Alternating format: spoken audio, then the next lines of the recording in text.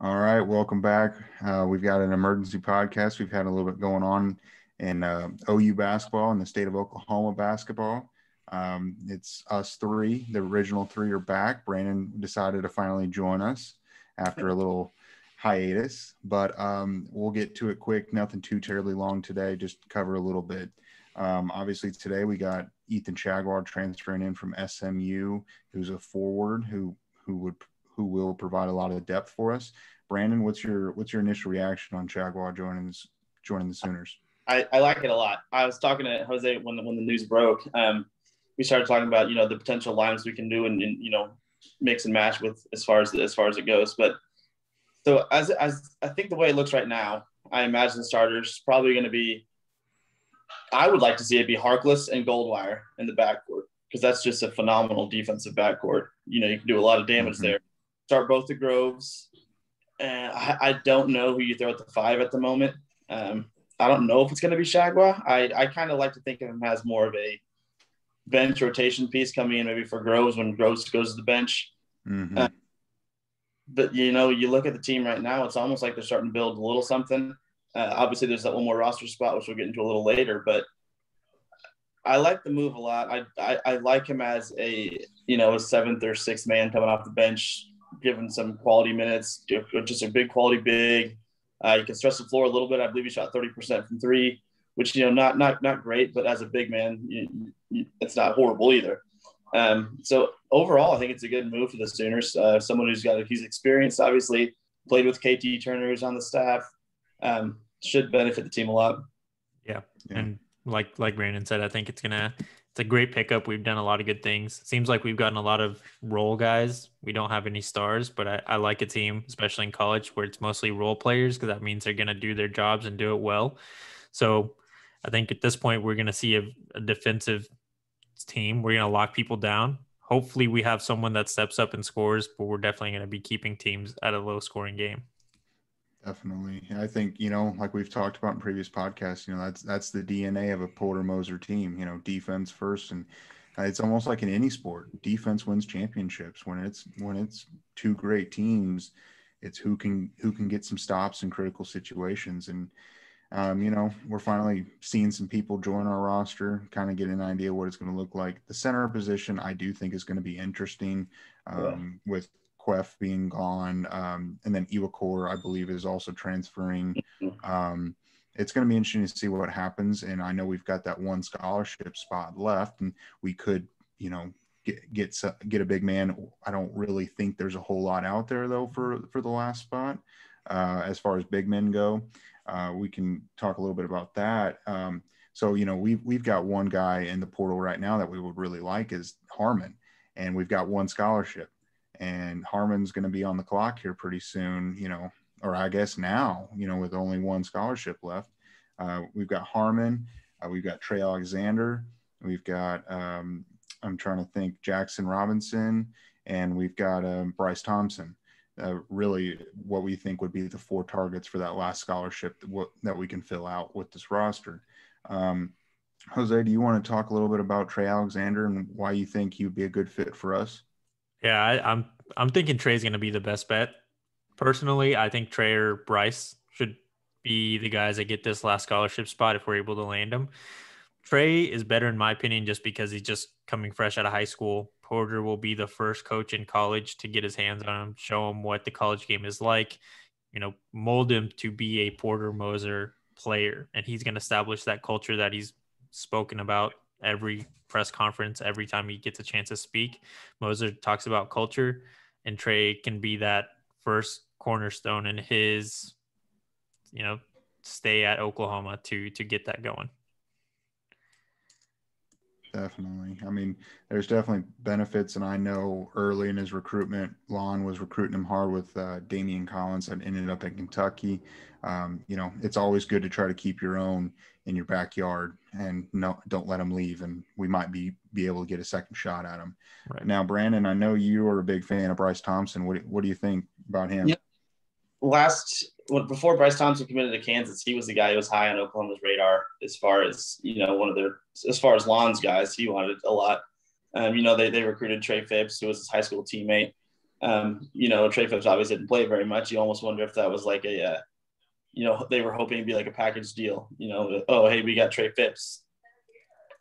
Come keep playing with the guy here. Obviously, that didn't work out for the Sooners. Now Trey Phipps is gone, but that he really wasn't all that relevant for us anyway, and makes you wonder. But yeah, I mean, I don't know if Porter Moser holds Bryce Thompson to the same regard if he wanted him as much, but he's an Oklahoma kid, just like you're talking about keeping in your backyard. Shagwell, we got today, Oklahoma kid. He's a great local talent. He was a 5-star coming out. We're talking about how the team looks right now and how we think it's a lot of defensive-minded players, and Bryce Thompson can score the ball a little bit. I think he would fit quite well with the way the current team is setting up. And then if you do land a Bryce Thompson or even Trey Alexander, whoever it's going to be, but then we can go back to that starting 5 we're talking about, and instead of doing an all defensive-minded backcourt with Harkless and Goldwire, maybe you start Goldwire and Thompson or vice versa, interchange it. And then you got some offense too. And I think that is exciting to think about. Yeah, definitely. I mean, Bryce Thompson, he's only had 1 year, at Kansas, and he's too good of a talent coming out of high school to pass up if he wants to be a Sooner. You just can't say no. It's tough to gauge where his recruitment's going to go. We'd like to think he's going to pick an Oklahoma school, but you never know. And then lastly, Jackson Robinson. I mean, he was at Texas A&M for a year, another great talent that has not found his fit, I guess, at A&M and is exploring other options. He's a shooter. He's 6'6". I know we recruited him hard, and Bijan Cortez likes him. Of course, Bijan seems like he's recruiting about everyone that's halfway decent at this point. We have 1 spot left. Yeah. So, and from what I've read and seen, it sounds like since he's announced his transfer and entering the portal, he's heard from Ohio State and Oklahoma and Oregon and a few other schools. But it seems like those 3 are the biggest, and there's some familiarity as far as the university goes for OU with him. But Porter Moser, totally different coaching style and staff at this point, and it's going to be interesting to see what happens.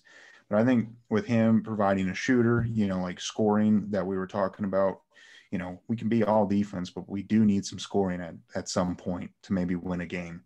And the girls really scored a little bit too. I mean, right. Let's not act like those guys aren't there. You can't, like we said, I think, but the idea that we can't score is, I'm not saying you're saying that, but we have some guys who are capable of getting buckets too. Right. Yeah. And at this point, it seems like we're going to be – these guys kind of came into the portal late, so it's going to be a race to see who likes Oklahoma more to go ahead and make that commitment and be a Sooner, because there's only 1 spot left, like we've said. So these guys got to make a decision on if they're going to be at OU or not. Yeah, and, Porter Moser – Sorry.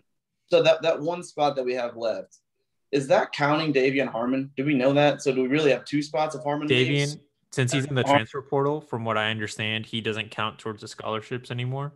So okay. He could come back and take his spot, which I don't think is going to happen if we only have 1 left. I think Porter would rather move on to someone that's going to be, originated in his culture and what he wants to establish, not someone that's transferring, from Lon to him. I don't think he obviously has nothing against Lon, but he wants to do what he wants to do with the program.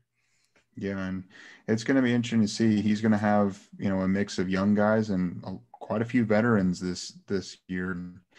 We talked about a few weeks ago that we were not sure if we were going to really be able to compete at a high level. And, at that time, we didn't really know who was going to be in the transfer portal and who we would be able to land. But after these last few commitments, the depth and the quality of players, and if we get another great player, out of the 3 we talked about, I mean, we could compete. I mean, I'm not saying we're going to win the Big 12 title, but I mean, we could be in the top half, maybe top 3, top 4 team in the league this coming year, as long as, he can get the personalities blended and the culture built, and within, the next few months. It's going to be interesting to see. Yep. So, whatever happens, if we get Trey or Bryce, I'm locking in Sooners as Big 12 champs. Regular season or tournament? Both. Both. That's a Oh, hot take. I love Man. it. I hope he's right. I mean, why Yeah. not? When you look around the league, it's not the same as it was. I mean, it's always tough. Big 12 is always going to be tough in basketball, but obviously Cade Cunningham is gone. Texas loses Shaka Smart. Who knows how long it's going to take Chris? I mean, Chris Beard obviously is a hell of a coach too, but you just never know. And He's then starting from the ground up there too. And then you've got Baylor too, graduating a few of their seniors and their guards, and there's a lot of turnover. I mean, Kansas, you can never discount them, but at this point, it seems pretty open. So, I mean, Jose, your take might not be that far fetched. I'm not sure I'm ready to jump on that boat just yet, but I'd like to think we're going to be one of the better teams in this league and make the tournament next year. So we'll see. But that's all I've got. You guys have any final thoughts or comments on what we've gotten this week and what's coming up here pretty soon?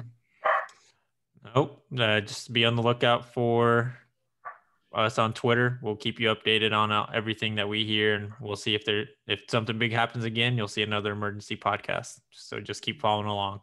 Definitely. And we'll I know we're going to be doing a mock draft coming up. Actually, a week from tonight is night one of the NFL draft, and it's going to be interesting to see how many Sooners go in the first round. If we get one, maybe two, it's going to be interesting to see. We only have one, right? That we have a possibility of, I would say. I don't think we'll see. We'll see how it turns out, but let's save it for our mock draft. It's coming soon. Definitely. So, all right. Thanks, guys. And like, comment, subscribe, and follow along. We'll keep you updated. See you soon.